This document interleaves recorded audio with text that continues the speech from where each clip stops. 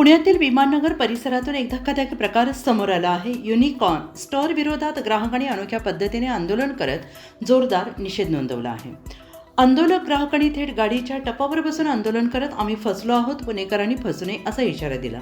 ग्राहकांच्या आरोपानुसार त्यांनी या स्टोअरमधून तब्बल 17 लाख रुपयांपेक्षा जास्त किमतीची खरेदी केली. मात्र खरेदी केलेल्या उत्पादनांमध्ये डुप्लिकेट पार्ट्स वापरण्यात आल्याचा गंभीर आरोप त्यांनी केला आहे. आणि या घटनेमुळे परिसरात नाराजीचे वातावरण निर्माण झाले असून ग्राहकांनी इतर पुणेकरांना सावध राहण्याचे आवाहन केलं आहे. नवीन फोन खरेदी करण्याचा शुभमुहूर्त रोजच असतो, पण युनिकॉर्न स्टोअरमधून खरेदी करण्यापूर्वी काळजी घ्या असं आंदोलकांनी म्हटलं आहे.